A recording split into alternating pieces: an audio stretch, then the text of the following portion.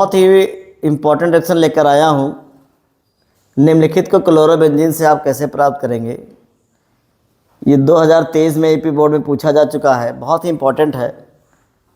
निम्नलिखित को क्लोरोबेंजीन से आप जो है कैसे प्राप्त करेंगे, तो आज बताने वाले हैं कि क्लोरोबेंजीन से आप डाइक्लोरोबेंजीन कैसे बनाओगे और लिखा है क्लोरोबेंजीन सल्फोनिक अम्ल कैसे बनाओगे। तो देखते हैं ये दोनों जो है कैसे क्लोरोबेंजीन से बनाए जाते हैं।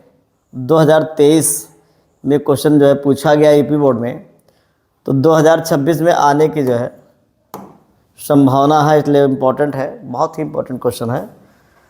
तो आज सिखाने वाला हूँ कि क्लोरोबेंजीन से निम्न को कैसे प्राप्त करते हैं।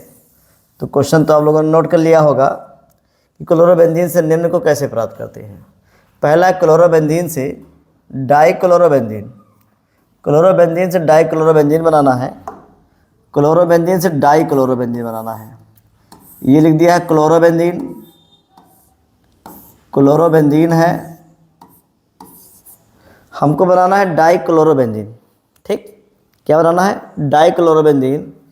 इसकी अपक्रिया क्लोरीन से करा दो सनलाइट की अनुपस्थिति में, प्रकाश की अनुपस्थिति में।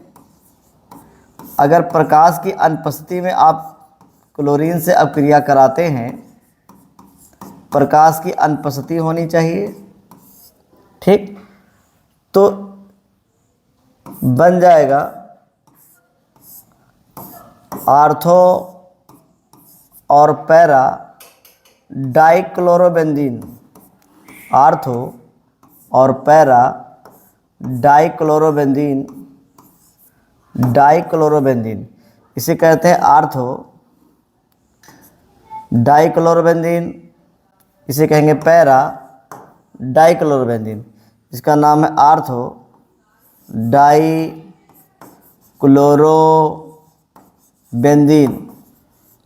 आर्थो डाइक्लोरोबेंजीन, और इधर लिखा है पैरा डाइक्लोरोबेंजीन। तो बन जाएगा आर्थो डाइक्लोरोबेंजीन और दूसरा बनेगा पैरा डाइक्लोरोबेंजीन। तो आप समझ गए क्लोरोबेंजीन से डाइक्लोरोबेंजीन कैसे बनाया जाता है।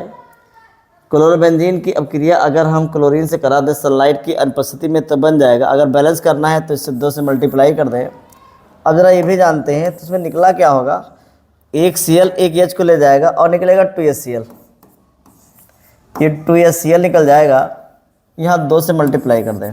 ठीक, तो क्लोरोबेंजीन अगर प्रकाश की अनुपस्थिति में क्लोरीन से अपक्रिया करता है तो आर्थो और पैरा डाइक्लोरोबेंजीन का मिश्रण बनाता है। ठीक है, आर्थो और पैरा डाइक्लोरोबेंजीन का मिश्रण बनाता है।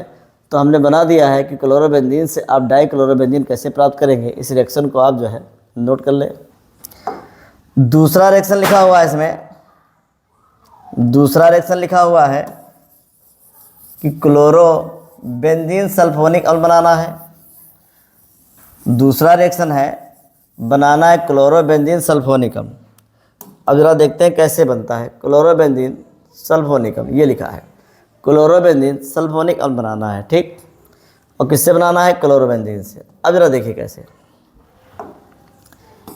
ये यहाँ पर क्लोरोबेंजीन बना दिया है हमने। दीपावली का त्यौहार आ चुका है। ये क्लोरोबेंजीन है, इसकी अपक्रिया सांद्र सल्फ्यूरिक अम्ल से करा देते हैं।